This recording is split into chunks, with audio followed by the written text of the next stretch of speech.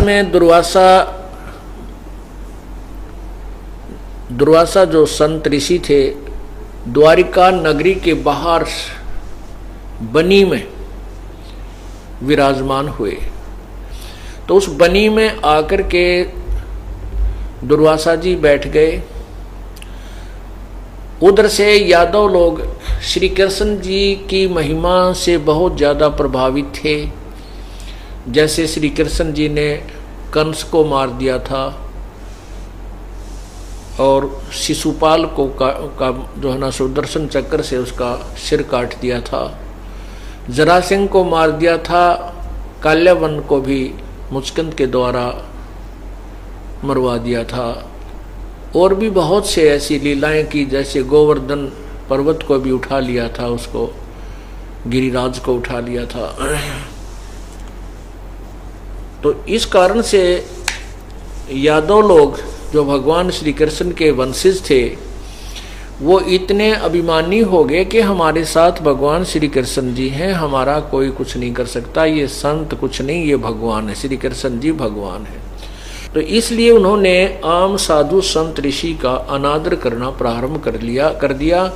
उनके साथ ठीक व्यवहार नहीं करते थे। अपुण्यात्माओं, ये जो सारी कहानी होती है, जैसे भगवान श्री कृष्ण जी ने जो जो भी लीलाएं की, ये इनके जीवन में पूर्व निर्धारित थी। ये केवल उतना ही किया करते हैं जितना इनको वहां से जब अवतार बनाकर भेजा जाता है, इनके जीवन में लिखा जाता है कि तुम ये कार्य करने हैं। इससे कम ज़्यादा ये नहीं कर सकते। ये इनके जीवन में प्रारब्ध में लिखा होता है और उनकी लीला भी परमात्मा ही करता है। वही आकर के इनको शक्ति देता है, तब वो कुछ कर पाते हैं। पूर्ण परमात्मा कबीर जी। उधर से द्वारका वासियों को पता चला कि एक सिद्ध पुरुष दुर्वासा जी आए हैं और दुर्वासा जी के विषय में एक ये आम कहावत थी कि ये भूत भविष्य और वर्तमान के सब जानता है, अर्थात आगे पीछे का बता देता है। अब वहां द्वारका के कुछ जवान व्यक्तियों ने, बच्चों ने कुछ ऐसा उत्पात सुझा के दुर्वासा जी की परीक्षा लेते हैं कि ये भूत भविष्य की कुछ जानता भी है या वैसे ही ये प्रसिद्धि प्राप्त है। तो भगवान श्री कृष्ण के पुत्र प्रद्युम्न को एक लड़की, जो गर्भवती लड़की का एक स्वांग बनाया, उसके पेट पर एक छोटा सा लोहे का कढ़ाया बांध दिया। छोटा सा कढ़ाया, छोटी सी जो कढ़ाई होती है 2-4 आदमियों का छौंक लाने की, वो इस तरह का कढ़ाया बांध दिया, कढ़ाई बांध दी और ऊपर के लोगड़ रुई बांध के कपड़ा बांध दिया और फिर उसके ऊपर के वहाँ की द्वारका की स्त्रियों वाले कपड़े पहना दिए, अर्थात एक गर्भवती लड़की का स्वांग बनाया। उसका एक नकली पति बना लिया और 10-20 व्यक्ति उनके साथ दुर्वासा जी के पास बनी में पहुंचे, जहां उनका डेरा लगा हुआ था, विराजमान थे। तो वहां जाकर के उन व्यक्तियों ने कहा कि हे ऋषिवर, आपके विषय में सुना है कि आप तीनों काल के जानते हो, ये इसका पति है, इनको बहुत वर्ष उपरांत परमात्मा ने दया बख्शी है, अर्थात शादी के 10-12 वर्ष के बाद अब इनको गर्भ रहा है, कोई आस हुई है और ये इतने उतावले हो रहे हैं कि हमें ये पता लगे कि हमारे गर्भ में लड़का है या लड़की। अब दुर्वासा जी ने ध्यान से देखा तो वो तो एक बकवाद करने आए थे। तब दुर्वासा जी ने उनको गुस्से में आकर कहा, क्रोध में आकर कहा कि ये बताओ इसको क्या होगा, इससे, इस गर्भ से तुम्हारा यादव कुल का सर्वनाश होगा, यादव कुल नष्ट होगा। अब ऐसा कहकर के दुर्वासा जी का बहुत भयंकर रूप हो गया। तो वो बच्चे थे, भाग लिए वहां ने, अगे तो भाई बात बिगड़ गई, कहीं तुम न और ना शराब स्वरूप दे दे, चलो अब गांव में आकर के, नगरी में आकर के उन्होंने बड़े सियाने व्यक्तियों को बताया, बुजुर्गों को, कि दुर्वासा जी ने श्राप दे दिया। तो व्यक्ति परिचित थे कि दुर्वासा के मुख से जो निकल गई वह तोब का गोला है, ये तो बहुत परेशानी पैदा कर देगा, ये वचन जो उसने कह दिया और हमारा नाश होगा। बहुत चिंतित हुए। ये बात पूरी नगरी में, पूरी द्वारका में अग्नि की तरह फैल गई। कुछ व्यक्ति एकत्रित हुए, इकट्ठे होकर के उन्होंने विचार विमर्श किया भी क्या किया जाए। सभी का यही फैसला हुआ कि भगवान श्री कृष्ण जी जो हमारे गुरु जी हैं, हमारे राजा भी हैं, तो उन्होंने कहा कि हमारे सिर पर जो श्री कृष्ण जो बैठे, हमने क्या चिंता है, वो अपने आप ठीक कर देंगे। श्री कृष्ण जी के पास गए, 50-100 व्यक्ति इकट्ठे हो गए, समझदार से, बुजुर्ग से। श्री कृष्ण जी ने सारी कहानी सुनी, तब कहा कि इन बच्चों को ले जाओ और दुर्वासा जी से क्षमा याचना करो, उसके चरणों में डाल दो इन बच्चों को, यदि वो क्षमा करेंगे तो बात बनेगी, अन्यथा नहीं। गणमान्य व्यक्ति थे द्वारका के, वो सारे के सारे उन सभी बच्चों को लेकर के जो वहाँ बकवाद करने गए थे, उनको साथ लेकर के दुर्वासा के पास गए। दुर्वासा जी से क्षमा याचना करने लगे, बच्चे हैं क्षमा कर दो, आपके बालक हैं। चरणों में डाल दिए, लेकिन दुर्वासा ने कहा कि मेरे मुख से जो वचन निकल गया ये वापस नहीं हो सकता, ये श्राप तुम्हें लगेगा ही लगेगा, तुम्हारा नाश होगा ही होगा। वो फिर दुखी होकर के श्री कृष्ण जी के पास आए। अब श्री कृष्ण जी ने देखा कि बहुत चिंतित हैं, तो उसने क्या बताया कि ऐसा काम करो, ना रहेगा बांस ना बजेगी बांसुरी। अब सोचो, तुम सभी समझदार व्यक्ति हो, विचार करो कि किस वस्तु से का यादवकुल का नाश होएगा। जो गर्भ बना रखा था लोहे का कड़ाहा, और जो कपड़े पहन कर वो गया था लड़का, उस गर्भ, उस कपड़ों को, रुई को तो जला डालो, उस राख को डाल दो दरिया में, जमुना में, और जो लोहा है, कड़ा है, उसको घिसा घिसा कर चूरा बना के और प्रभास क्षेत्र में डाल दो जमुना में। कढ़ाई नहीं रहेगा तो नाश किससे होगा हमारा। तो सभी ने इस राय की प्रशंसा की, भगवान को का शुक्रिया किया, और सभी द्वारकावासियों ने उस कढ़ाई के घिसाने का बीड़ा उठा लिया। दूर क्षेत्र में जाकर के प्रभास क्षेत्र में बैठ के वहां पत्थर रख के उसके ऊपर लगे घिसाने, घिसाते रहे, घिसा घिसा के मरते क्या नहीं करते। लोहे का पत्थर पे घिसाना कोई हंसी खेल नहीं है, लेकिन फिर भी उन्होंने करना पड़ा। वो चूरा बना करके डाल दिया जमुना में, और जो दोनों कड़े होते हैं उन कड़ों में से एक कड़ा भी घिसा दिया। लेकिन एक कड़ा किसी आलसी व्यक्ति के ड्यूटी ला दी कि तेरी जिम्मेवारी है इस एक कड़े को कितने दिन में घिसा दूं। अब वो कभी घिसाता कभी बैठ जाता। जब उसने देखा कि सभी ने अपना काम पूरा कर दिया है और तेरा कड़ा तो आधा से भी ज्यादा रह गया है, तो उसने वो कड़ानों का पानी जमुना में फेंक दिया। और वो कड़ा जो पकड़ने का हैंडल होता है लोहे का, वो इतना चमकीला हो गया चारों तरफ से घिस के, एक मछली ने कोई खाद्य पदार्थ जान के वो खा लिया, निगलगी, भारा मछली, वेल मछली टाइप होती थी। और इस प्रकार वो अपने काम से निमट कर निश्चिंत हो गए। उधर से क्या हुआ कि वो जो जितना चूरा डाला था लोहे के कढ़ाई को घिसाकर, उसका तो तिखे पत्तों का घास हो गया, जैसे पठेरा होता है, ईख से थोड़ा पतले टाइप का, सरकंडे टाइप का जिसको, तो वो इस तरह के वो सरकंडे से उग गए। और उन के इतने तेज पत्ते, जैसे डाब का पत्ता आपने कुसका देखा हो, कुसा का जो पत्ते होते हैं उनको जरा सा ढीले से हाथ में झटका लाग जाए तो हाथ को आधी उंगली काट देते हैं।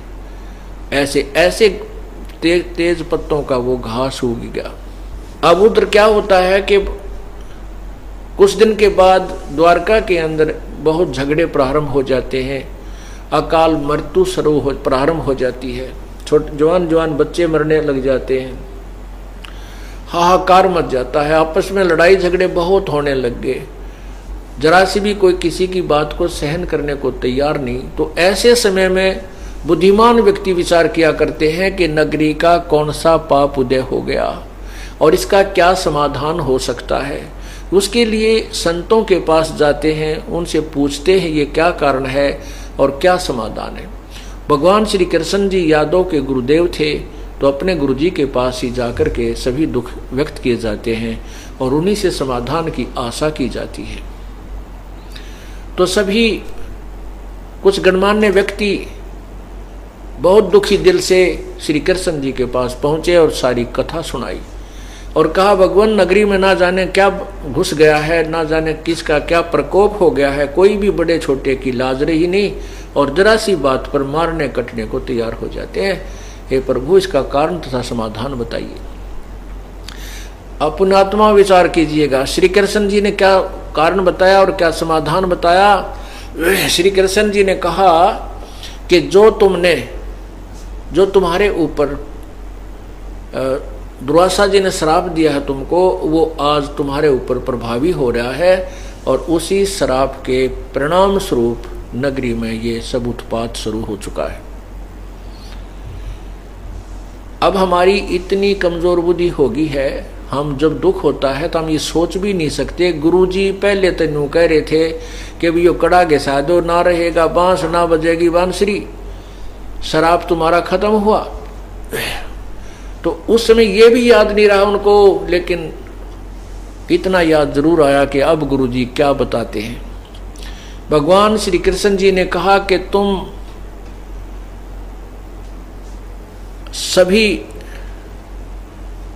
यादव नर यानी मेल जाकर के प्रभास क्षेत्र में जमुना में स्नान कर लो, जिससे तुम्हारे ऊपर चढ़ा हुआ दुर्वासा जी के श्राप का प्रभाव समाप्त हो जाएगा। अब सभी ने बड़ा शुक्र बनाया कि धन्य है आपने तो बहुत अच्छा तरीका बता दिया है। तो सभी नर यादव यानी पुरुष, लड़का चाहे कोई नवजात शिशु भी था लड़का, उसको भी साथ ले गए, कहीं इस बच्चे पर साप श्राप ना रह जावे, इसको भी छींटा लगवा लिया। जैसे पशुओं में रोग आ जा कहते छींटे लगवा लो, सभी छींटा लगवाने जाते थे उन पाखंडियां दौरा, ने भैंस मरे जाती, ने गाय मर जाती, कोई लाभ नहीं होता था। तो ऐसे ही सबको स्नान कराने के उद्देश्य से, गंगा में स्नान कराने के उद्देश्य से, श्राप उतरवाने के उद्देश्य से सभी ले गए। और पहले तो जाते ही जमुना में नहावे अपना श्राप उतारने के उद्देश्य थे, और बाहर आते ही स्नान करने के बाद आपस में वही मन मुटाव जो पहले से चल रहा था, उस श्राप के प्रभाव से वो आपस में लड़ाई शुरू कर देते हैं। उसको गाली देता है, उसको बुरा बोलता है, मुक्का मुक्का। फिर क्या करते हैं कि वो जो घास उगा हुआ था उस घास को निकाल कर ऐसे मारते हैं, तो ऐसे लपेटा लाग कर गर्दन से और गर्दन के 2 टुकड़े कर देता है, वही घास जो कढ़ाई के चूरे से उत्पन्न हुआ था। इस प्रकार 56 करोड़ यादव आपस में लड़ मरे, छोटे छोटे बालक भी काट डाले, नवजात शिशु भी मार डाले आपस में। इतने खूंखार रूप धारण हो गया उस दुर्वासा जी के श्राप तय। और श्री कृष्ण जी के सुझाव से, श्री कृष्ण जी के समाधान से श्राप तो नष्ट हुआ नहीं, यादव कुल नष्ट अवश्य हो गया। श्री विष्णु पुराण में यहां तक लिखा है कि श्री कृष्ण जी ने भी कुछ यादवों को अपने एक वहां लठ उठा लिया, जो शेष बच गए थे, ना मर पाए थे, श्री कृष्ण जी ने स्वयं मार डाले, पागल से हो गए।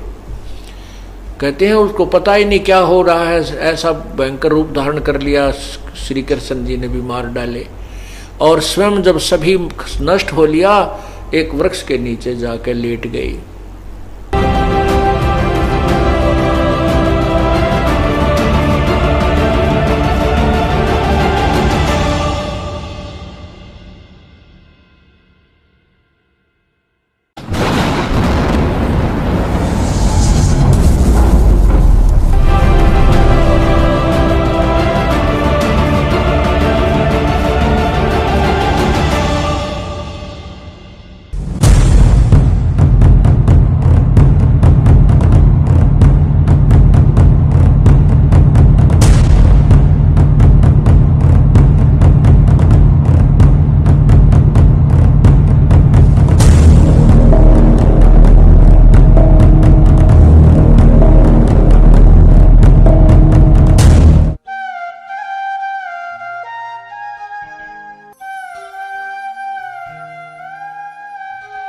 एक समय दुर्वासा जो संत ऋषि थे, द्वारिका नगरी के बाहर बनी में विराजमान हुए। तो उस बनी में आकर के दुर्वासा जी बैठ गए। उधर से यादव लोग श्री कृष्ण जी की महिमा से बहुत ज़्यादा प्रभावित थे। जैसे श्री कृष्ण जी ने कंस को मार दिया था और शिशुपाल को का जो है ना सुदर्शन चक्र से उसका सिर काट दिया था। जरासिंह को मार दिया था। काल्यावन को भी मुचकंद के द्वारा मरवा दिया था। और भी बहुत से ऐसी लीलाएं की, जैसे गोवर्धन पर्वत को भी उठा लिया था, उसको गिरिराज को उठा लिया था। तो इस कारण से यादव लोग जो भगवान श्री कृष्ण के वंशज थे, वो इतने अभिमानी हो गए कि हमारे साथ भगवान श्री कृष्ण जी हैं, हमारा कोई कुछ नहीं कर सकता, ये संत कुछ नहीं, ये भगवान है, श्री कृष्ण जी भगवान है।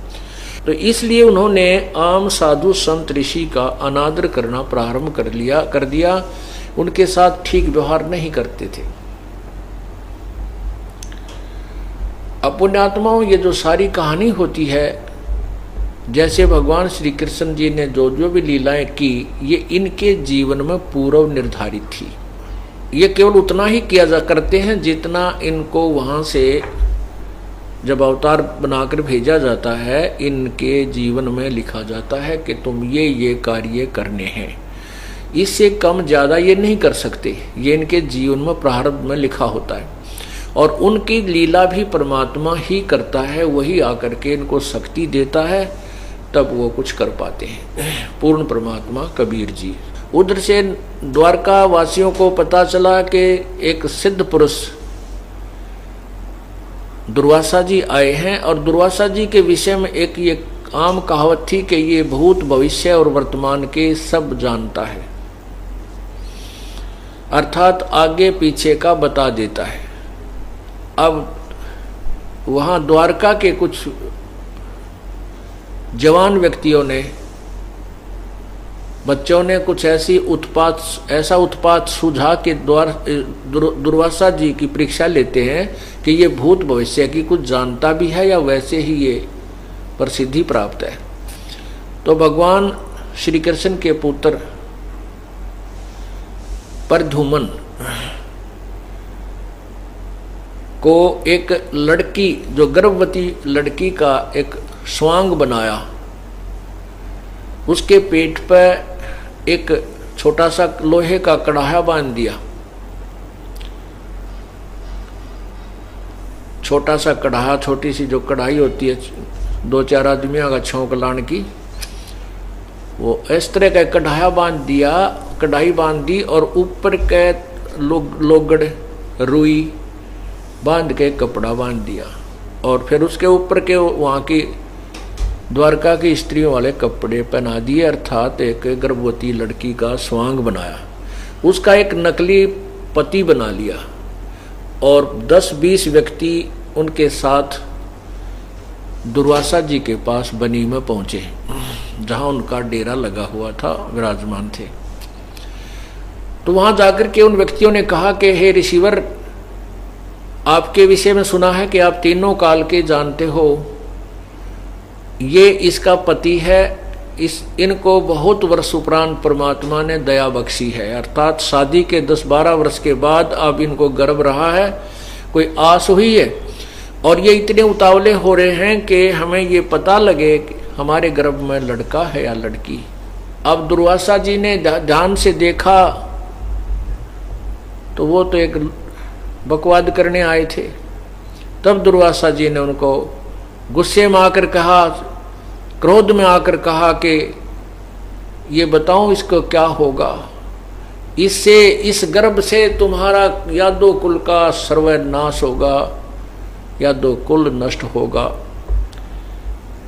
अब ऐसा कहकर के दुर्वासा जी का बहुत भयंकर रूप हो गया।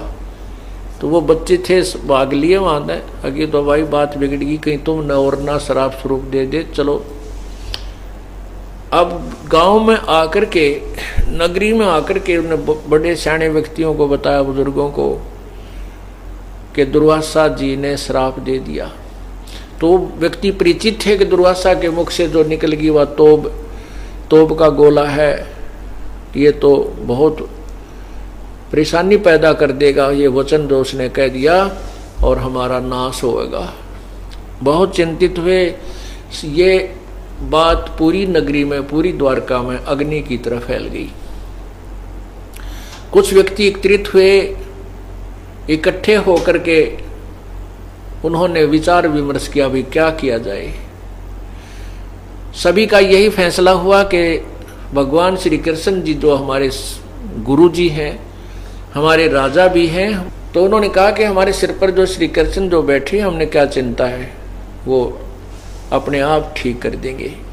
श्री कृष्ण जी के पास गए, 50-100 व्यक्ति इकट्ठे हो गए, समझदार से, बुजुर्ग से। श्री कृष्ण जी ने सारी कहानी सुनी, तब कहा कि इन बच्चों को ले जाओ और दुर्वासा जी से क्षमा याचना करो, उसके चरणों में डाल दो इन बच्चों को, यदि वो क्षमा करेंगे तो बात बनेगी, अन्यथा नहीं। गणमान्य व्यक्ति थे द्वारका के, वो सारे के सारे उन सभी बच्चों को लेकर के जो वहाँ बकवाद करने गए थे, उनको साथ लेकर के दुर्वासा के पास गए। दुर्वासा जी से क्षमा याचना करने लगे, बच्चे हैं, क्षमा कर दो, आपके बालक हैं। चरणों में डाल दिए, लेकिन दुर्वासा ने कहा कि मेरे मुख से जो वचन निकल गया ये वापस नहीं हो सकता, ये श्राप तुम्हें लगेगा ही लगेगा, तुम्हारा नाश होगा ही होगा। वो फिर दुखी होकर के श्री कृष्ण जी के पास आए। अब श्री कृष्ण जी ने देखा कि बहुत चिंतित हैं, तो उसने क्या बताया कि ऐसा काम करो, ना रहेगा बांस ना बजेगी बांसुरी। अब सोचो, तुम सभी समझदार व्यक्ति हो, विचार करो कि किस वस्तु से का यादव का नाश होएगा। जो गर्भ बना रखा था लोहे का कड़ाहा, और जो कपड़े पहन कर वो गया था लड़का, उस गर्भ, उस कपड़ों को, रुई को तो जला डालो, उस राख को डाल दो दरिया में, जमुना में, और जो लोहा है, कड़ा है, उसको घिसा घिसा कर चूरा बना के और प्रभास क्षेत्र में डाल दो जमुना में। कड़ा नहीं रहेगा तो नाश किससे होगा हमारा। तो सभी ने इस राय की प्रशंसा की, भगवान को का शुक्रिया किया, और सभी द्वारकावासियों ने उस कढ़ाई के घिसाने का बीड़ा उठा लिया। दूर क्षेत्र में जाकर के प्रभास क्षेत्र में बैठ के वहां पत्थर रख कर उसके ऊपर लगे घिसाने, घिसाते रहे, घिसा घिसा के मरते क्या नहीं करते। लोहे का पत्थर पे घिसाना कोई हंसी खेल नहीं है, लेकिन फिर भी उन्होंने करना पड़ा। वो चूरा बना करके डाल दिया जमुना में, और जो दोनों कड़े होते हैं उन कड़ों में से एक कड़ा भी घिसा दिया। लेकिन एक कड़ा किसी आलसी व्यक्ति के ड्यूटी ला दी कि तेरी जिम्मेवारी है इस एक कड़े को कितने दिन में घिसा दूं। अब वो कभी घिसाता कभी बैठ जाता। जब उसने देखा कि सभी ने अपना काम पूरा कर दिया है और तेरा कड़ा तो आधा से भी ज्यादा रह गया है, तो उसने वो कड़ानों का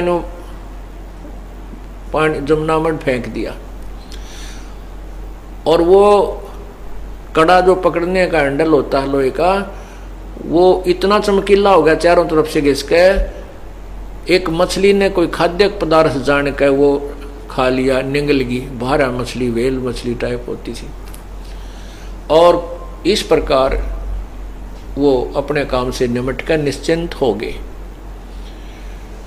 उधर से क्या हुआ कि वो जो जितना चूरा डाला था लोहे के कढ़ाई को घिसाकर, उसका तो तिखे पत्तों का घास हो गया, जैसे पठेरा होता है, ईख से थोड़ा पतले टाइप का, सरकंडे टाइप का जिसको, तो वो इस तरह के वो सरकंडे से उग गए। और उनके इतने तेज पत्ते, जैसे डाब का पत्ता आपने कुसका देखा हो, कुसा का जो पत्ते होते हैं उनको जरा सा ढीले से हाथ में झटका लाग जाए तो हाथ को आधी उंगली काट देते हैं। ऐसे ऐसे तेज पत्तों का वो घास उग गया। अब उधर क्या होता है कि कुछ दिन के बाद द्वारका के अंदर बहुत झगड़े प्रारंभ हो जाते हैं, अकाल मृत्यु प्रारंभ हो जाती है, छोटे जवान बच्चे मरने लग जाते हैं, हाहाकार मच जाता है, आपस में लड़ाई झगड़े बहुत होने लग गए, जरा सी भी कोई किसी की बात को सहन करने को तैयार नहीं। तो ऐसे समय में बुद्धिमान व्यक्ति विचार किया करते हैं कि नगरी का कौन सा पाप उदय हो गया और इसका क्या समाधान हो सकता है। उसके लिए संतों के पास जाते हैं, उनसे पूछते हैं ये क्या कारण है और क्या समाधान है।